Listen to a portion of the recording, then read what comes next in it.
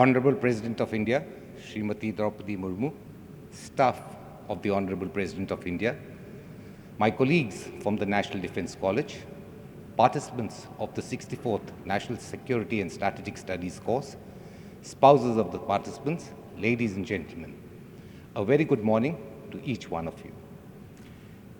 The NDC looks forward to this day where we get the opportunity to interact with the Honorable President of India, and it's a moment to cherish for us. So hence, at the outset, may I take this opportunity to extend my deepest gratitude and sincerest thanks to the Honorable President of India for sparing her valuable time and giving us this opportunity to benefit from her wisdom and experience. The National Defence College owes its existence to a committee which was set up in 1956, which recommended setting up of an institution to train senior officers from the armed forces, various departments of the Government of India, and selected foreign countries on issues pertaining to national security and policy formulation. The college was formally inaugurated on 27th of April 1960 by the then Prime Minister of India, late Pandit Jawaharlal Nehru. In consonance with the vision, we conduct a 47-week-long course commencing in January each year and concluding in November, in which the participants are equipped with the knowledge of national security, international security, the interplay between them. We hone their analytical skills so that they are prepared and equipped to tenant strategic leadership appointments post the course. And we also build bonds of friendship which goes beyond borders, transcends organizations and domains. We started with a humble 21 officers on the first National Defence College course, and this course has a total of 118 participants, including 38 from friendly foreign countries. In this period of strategic uncertainty, where the world is witnessing to conflicts, rising tensions, challenges such as climate change, increasing role of non-state actors, understanding this becomes essential for our strategic leadership. To compound the problem, we have technology which is coming up with new breakthroughs which present both opportunities and challenges. Both these changes are therefore putting strain and are making tenuous our existing command and control structures. I'm proud to say that the participants of the 64th National Defence College course have been exposed to these aspects and many more aspects which would help them in understanding these realities and giving policy corrections and advising on policy formulation. We are also proud of the fact that we have 4,300 alumni, and some of them are tenanting senior appointments in various government departments and above that. This is also true in countries abroad. I would like to assure the Honorable President that this course has been addressed by the best practitioners of statecraft, some heads of state, some ministers, ambassadors, practitioners, and experts in their respective field. I'm sure that the knowledge and insight that they have obtained during this course would help them in the years to come, and I'm sure that the wisdom that they would acquire from you today would further facilitate their growth. At the end, may I assure the Honorable President of India that the college would continuously strive to improve its quality of training, revise, review, and introduce changes to stay current and keep the interests of India at the forefront. Jai Hind, and thank you. Honorable President of India, Srimati Droupadi Murmu ji, Commandant, Ministers, members of the NDC faculty, my colleagues from the course, ladies and gentlemen. I am Commodore C.S. Nair from the Indian Navy. It is a singular honor for all of us to interact with the Supreme Commander of the Armed Forces today morning. As officers of the forces, civil services, along with the friends from the foreign countries, the NDC course has given us an opportunity to interact with the best practitioners of statecraft in the country. We have interacted with the best scholars and experts from all walks of life, including politicians, intellectuals, serving and retired armed forces officers, bureaucrats, ambassadors, and also leading media personalities. We have also had the opportunity to listen to a large number of personnel from abroad, distinguished visitors, etc. Our study tours within the country have given us a unique perspective of issues of governance, socio-political environment, economic security, to name a few, and also capabilities of public and private sector establishments. During our study tours abroad, we have had the opportunity to have a view of the best practices which are practiced in the countries, and also the high esteem that, that India and our culture is held in those countries. The areas we need to concentrate on to realize our potential and to further enhance our image in the countries abroad was amply clear to us during these visits. The curriculum at NDC is a very balanced and structured one, which has given us a fresh perspective of strategy and given us the nuances, given us an understanding of the nuances that we need to inculcate to formulate strategy as we go out in our future appointments. The past 9 months in NDC has reaffirmed our faith in the past, in India's past, its achievements and its destiny as a great nation. We benefited from the excellent platform and the learning environment that has been provided by the college. Most importantly, the bonding and bonhomie we have developed with our course mates from the civil services and friendly foreign countries is one of the best takeaways from the course. While our country has taken great strides in all spheres of growth, we realize that our continued hard work and diligence and dedication is essential to take it forward. Ensuring good governance, continued economic progress, steadfast adherence to the rule of law, and security against internal and external factors would be issues that would be foremost in our minds when we take up our future careers. We assure you, Honorable President Ma'am, that we will pursue these goals with our utmost sincerity and dedication. We thank you once again for this unique honor and privilege to be at the Rashtrapati Bhavan. Jai Hind. May I now invite my colleague, ADG MS Bhatia, to share his experience. Bharat की महामहिम राष्ट्रपति Shrimati Draupadi Murmu ji, commandant राष्ट्रीय रक्षा महाविद्यालय, देवियों एवं सज्जनों, मेरा नाम मनविंदर सिंह भाटिया है और मैं भारतीय पुलिस सेवा का अधिकारी हूं। राष्ट्रीय रक्षा महाविद्यालय के 64वें कोर्स के प्रतिभागी के रूप में मुझे आज अपने विचार व्यक्त करने का अवसर प्राप्त हुआ है, जो मेरे लिए अपार गौरव का विषय है।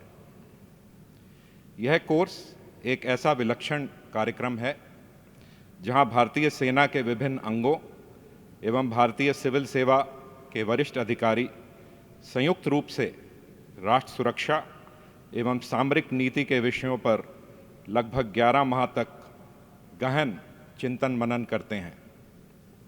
विश्व पटल पर भारत की राष्ट्र सुरक्षा, आर्थिक एवं कूटनीतिक रणनीति का स्वरूप कैसा होना चाहिए, इस पर वृहद चर्चा की जाती है।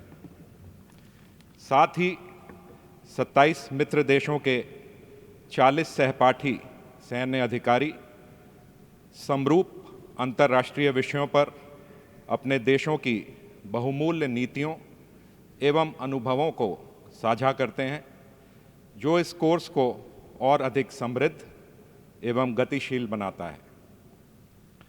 महाविद्यालय के पाठ्यक्रम में हमें सामाजिक, राजनैतिक एवं आर्थिक विषयों से लेकर कूटनीति, राष्ट्र सुरक्षा तथा आंतरिक सुरक्षा परिवेश जैसे विषयों पर उच्च कोटि के वक्तव्यों को सुनने का अवसर मिलता है, जिनमें न केवल भारत बल्कि विदेशों के भी शिक्षाविद, नीति निर्माता, सैन्य विशेषज्ञ एवं राजनयिक सम्मिलित होते हैं। इस स्तर के मंथन से हमारी बौद्धिक पूंजी एवं रणनीतिक दक्षता में निश्चित रूप से अभूतपूर्व वृद्धि होती है। इसके साथ साथ देश एवं विदेशों में स्थित विभिन्न सैन्य, सरकारी एवं आर्थिक प्रतिष्ठानों का सुविचारित स्टडी टूर अथवा अध्ययन भ्रमण इस कोर्स का एक महत्वपूर्ण अंश है, जो इसे अन्य प्रशिक्षण कार्यक्रमों के मुकाबले अनूठा बनाते हैं। विदेश अध्ययन भ्रमण के दौरान संबंधित देशों के वरिष्ठ नीति निर्माताओं एवं सैन्य नेतृत्व से परस्पर विचारों का आदान प्रदान होता है।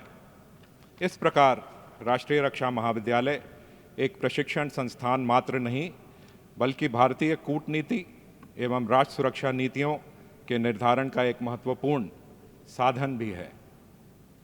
उपरोक्त सभी से परे मुझे यह कहने में कोई संकोच नहीं है कि इस वर्ष के दौरान मैंने अपने युवा सहकर्मियों से बहुत कुछ सीखा है और व्यक्तिगत तौर पर यहाँ ऐसे मित्र एवं संबंध बने हैं जिनकी अविस्मरणीय एवं खुशनुमा यादें मेरे लिए जीवन भर की पूंजी रहेंगी। मुझे पूर्ण विश्वास है कि इस कोर्स के पश्चात देश के विभिन्न सैन्य एवं प्रशासनिक अधिकारी यहाँ हासिल की गई सम्यक रणनीतिक दक्षता एवं सिविल सैन्य सामंजस्य के बल पर भविष्य में अपने विभागों के वरिष्ठतम पदों पर आसीन होते हुए अपने ऊर्जावान प्रयासों से विश्व स्तर पर एक अग्रणी एवं विकसित भारत के सपने को साकार करने हेतु नीति निर्धारण में अपनी सक्रिय भूमिका निभाएंगे। इस अवसर पर मैं राष्ट्रीय रक्षा महाविद्यालय के कमांडेंट, प्राध्यापकगण एवं समस्त स्टाफ को धन्यवाद अर्पित करना चाहूँगा, जिन्होंने हमारे अध्ययन हेतु एक अनुकूल वातावरण एवं सभी प्रकार की सुविधाएं उपलब्ध कराईं। अंत में राष्ट्रपति भवन के इस भव्य प्रांगण में अपने उद्गार व्यक्त करने का गौरवशाली अवसर प्रदान करने हेतु मैं महामहिम राष्ट्रपति महोदया को अपने हृदय के अंतःकरण से आभार व्यक्त करता हूं। Jai Hind. Now I invite my colleague captain Casey Scully O'Shea to come to the podium. Distinguished officials, officers, ladies and gentlemen, namaste and good morning. I'm Captain Casey Scully O'Shea from Australia, representing 38 Armed Forces officers from 25 friendly foreign countries attending the 64th course of National Defence College. Honourable President, it is a profound honour to convey our sincere gratitude to the Honourable President and a privilege to have the opportunity to express our reflections. Over the past 9 months at National Defence College, we have been immersed in an extensive curriculum covering multifaceted aspects of national security and strategy, from India's cultural foundations and economic development to regional and global security challenges and opportunities. Importantly, as friendly foreign course members, we feel we have had the opportunity and the acceptance and the confidence of the staff and our peers to freely exchange diverse perspectives and experience, which has greatly enhanced our knowledge individually and collectively. Furthermore, our extensive study tours across the diverse states of India and abroad have allowed us to deeply appreciate India's cultural heritage, its influence, and the dynamism of this great nation. We have witnessed firsthand India's remarkable growth and its rising stature on the regional and global stage. This rich educational experience has equipped us with invaluable insights and capabilities that will help us shape policy and strategy in our future appointments. On behalf of my fellow foreign course mates, I wish to express our sincere appreciation to the Honourable President and to the Government of India for providing us with this invaluable opportunity to attend National Defence College. We are also immensely grateful to our Commandant and all staff of the College for their unwavering support.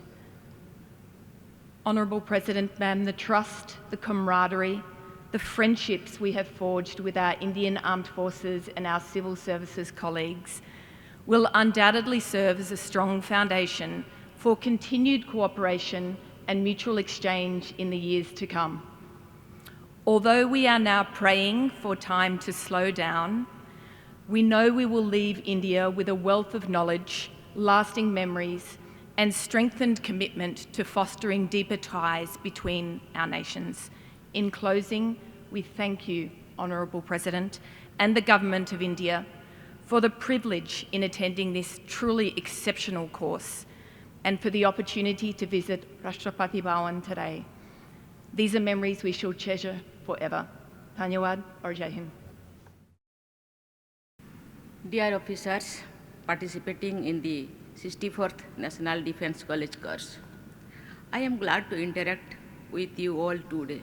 I am also delighted to see a mix of officers from Indian Armed Forces and Civil Services in this gathering. I take this opportunity to welcome the officers from friendly foreign countries. I am told that your course includes various modules aimed at nurturing strategic acumen and shaping you into officers with specialized knowledge in the border domains of governance, geopolitics, and national security. After listening to the enriching experiences which some of you have shared, I can say that this training has enabled you to gather a substantial understanding of various national and international issues. This will help you make informed policy decisions in your spheres of functioning. Further, I am told that holistic and scientific methodology of learning is adopted of NDC. I am sure that apart from gaining knowledge, your personalities have also been enriched through research work, classroom decisions, discussions, insights from eminent speakers, and on-ground exposure. I am confident that this course will make an important contribution in empowering you to take on multifarious challenges arising in the arena of security-related and strategic issues. This unique exposure is expected to transform you into intellectual sound and well-informed officers who would be able to take critical decisions.